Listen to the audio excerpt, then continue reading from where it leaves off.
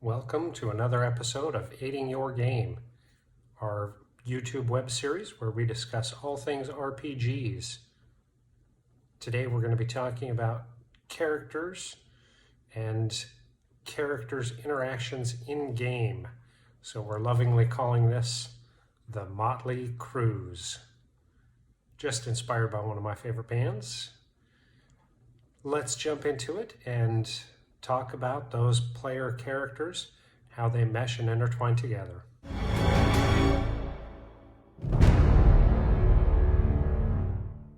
As a player character or as a GM, one of the most challenging things is meshing different characters together into the story.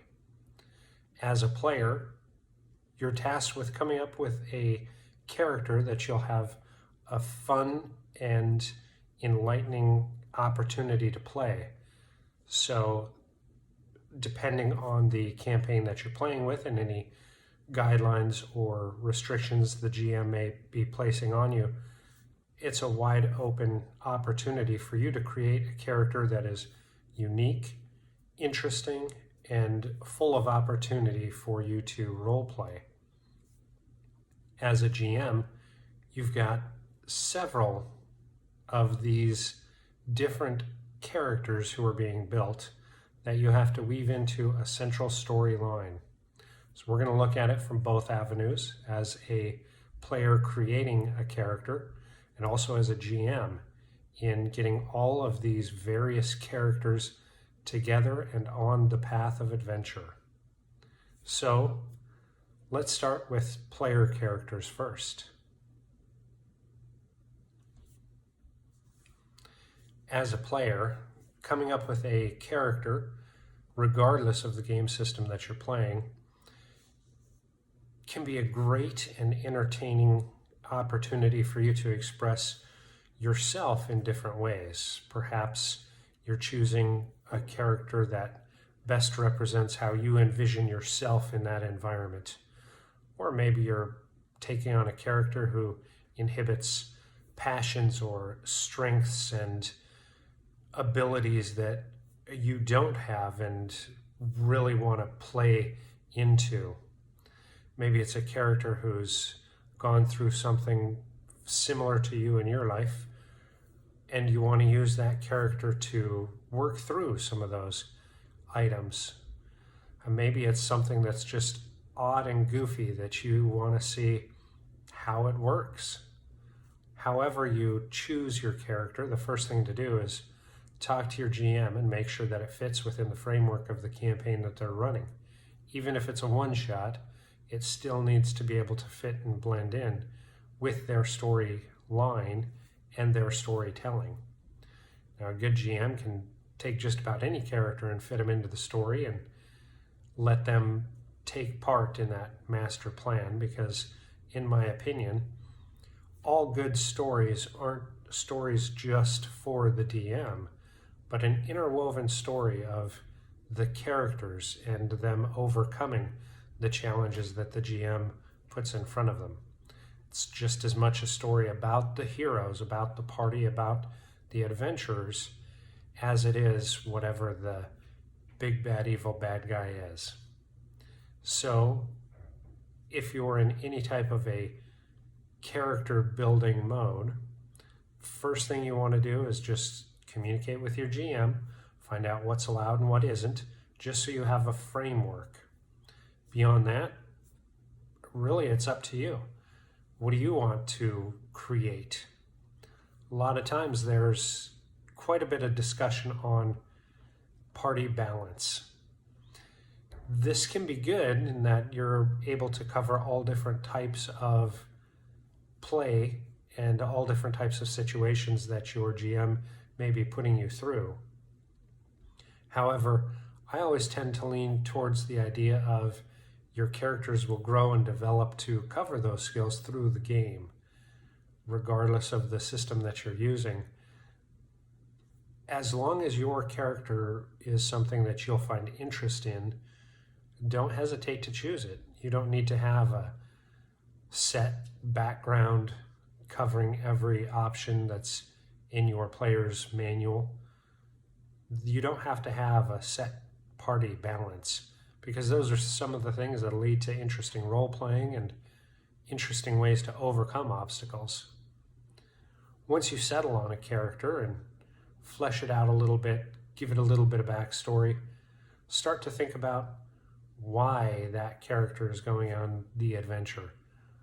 Again, regardless of the system that you're playing in, if you're playing a Star Wars campaign and decide you want to be a scoundrel, why would he be going on an adventure? Make sure you're discussing some of those points with your GM. Maybe it'll be something that'll be part of the intro plot hook. Maybe it'll be something that he'll already start you on that path. Maybe it'll be giving him ideas on what that initial plot hook in that first adventure are. Likewise, if you're playing Gangbusters, why would your character be entering into that adventuring field? What is the motivation and drive?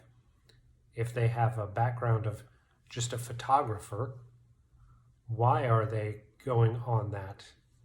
Again, it could be something to start with the plot hook. There was a shipment of bootleg found that the local police want photos of.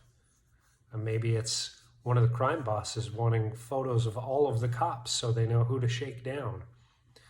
Making sure that you're communicating with your GM what you're thinking of and what you're building your character of, and how you plan on using some of those personality traits can really give that GM a lot of information on how to best utilize his story to bring you into better immersion. Likewise, as you're communicating that out, unless the GM says not to, don't hesitate to send some of that information to your players as well. It may inform their decisions and may be able for you to create some character bonds prior to the game starting. Again, that can be good with some shared back history, and having that familiarity initially with who the other players are at the table can sometimes build a lot of confidence in you, especially if it's a newer group that you're starting out with or new players that are joining your existing table.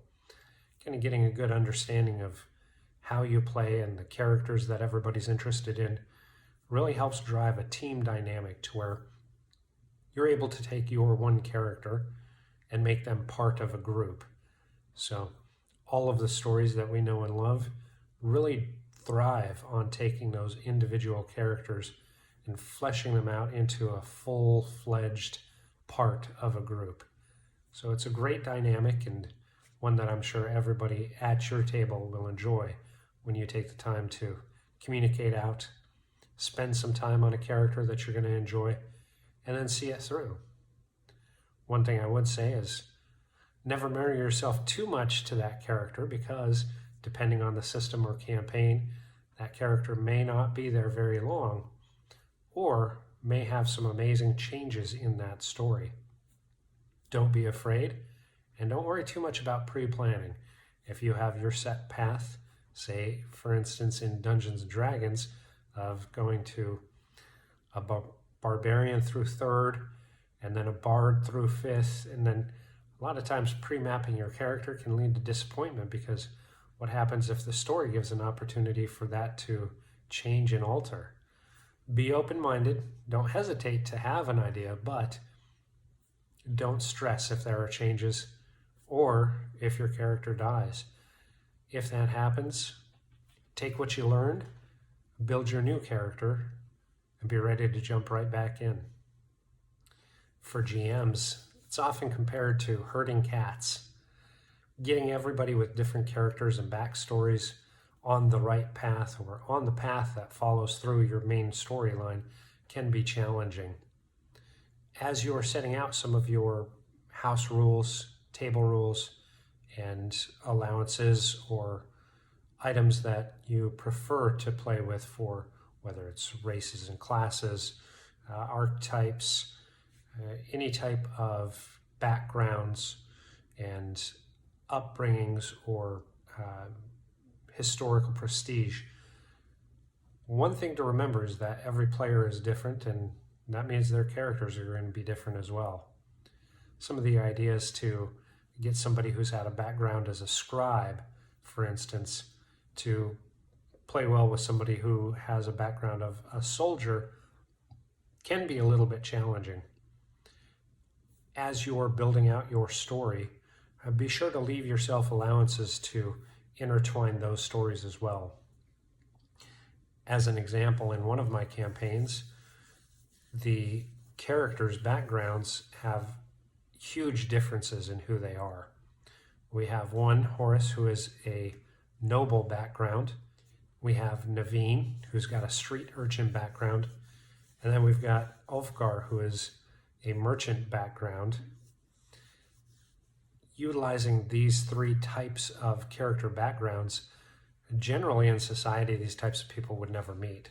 So it's fun to see some of the interactions with their characters when they're forced into situations where they have to rely on each other's knowledge of background and upbringing. For instance, when the street urchin had to attend a feast at a palace, she really had to lean on Horace, who had that noble background, to kind of help guide and watch how he interacted so that she didn't get any type of scolding or looked down upon by these snooty, wealthy people. It was great interaction, and by really calling out some of those variances as a GM for each of them, calling out to Horace, who had the noble background, that the settings were very familiar with fancy foods and embroidered clothing and tapestries hung on the wall and warmth from the hearth, and just describing the opulence, how it was familiar and similar to his home and very much like estate dinners he's attended. It was really able to kind of lead him to do some of the RPing, that these were people he was peers with. And then for Naveen, being able to talk about how it was the fanciest place she's ever been, and more food here than she'd seen in a week, and really utilizing the areas to bring out their kind of personalities and backgrounds and what they've experienced based on their personalities and backgrounds. It was a fantastic opportunity for them to have a stage set so they can RP a little bit in it. And for me personally, to be able to utilize some of those storytelling exercises in showing the difference to each other as well. I think it gave some insight into both characters, that, wow, this is what they are used to, or wow, they've never seen anything like this before. They should feel blessed.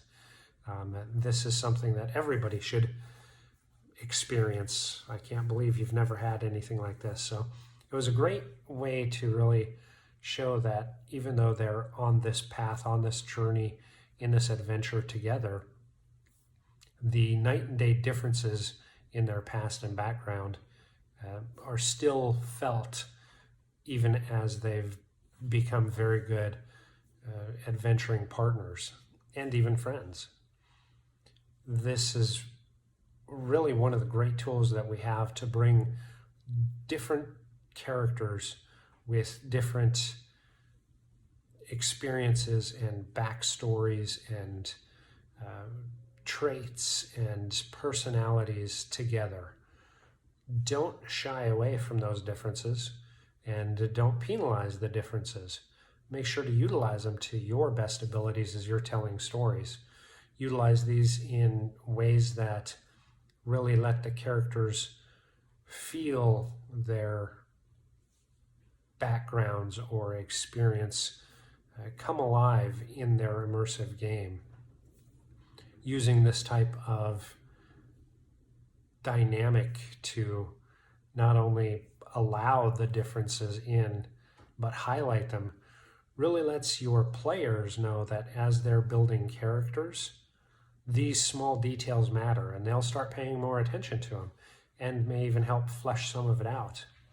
As you were talking about some of the backgrounds and experiences and everything, maybe you can get a plot hook or two out of them as they're having to tell everybody, well, this is so different from what I grew up with because of X, Y, and Z, and have them build on that.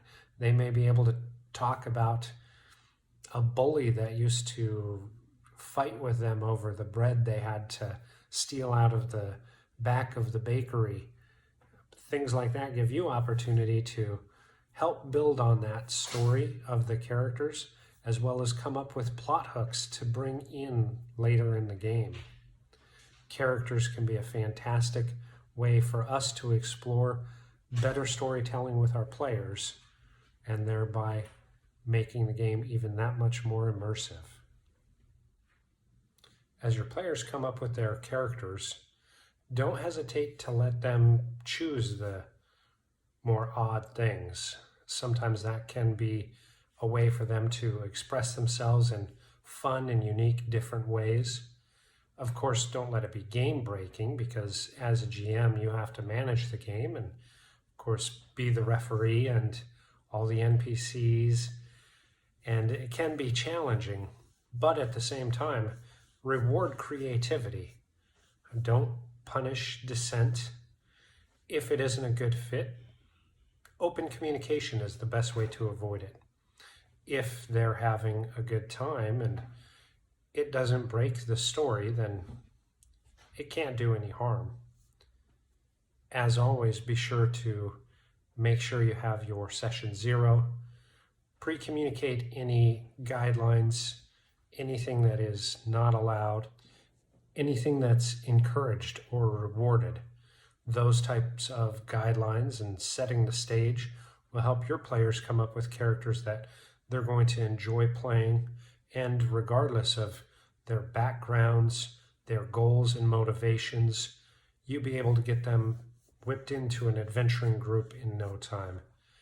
And from a motley crew into the heroic group that your worlds will jot down to lore.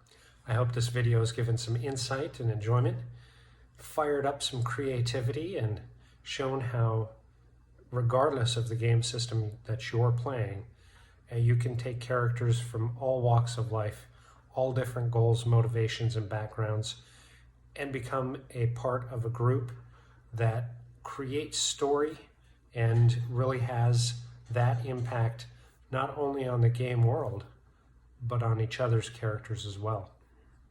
Join us next week. We're going to have a double header. It's going to be called Get in the Game. There will be 2 videos, one that's really designed for players and one that's really designed for GMs. Both videos are going to be out on the same day, 1 week from today. We hope you enjoy, and we look forward to hearing where will your adventures take you.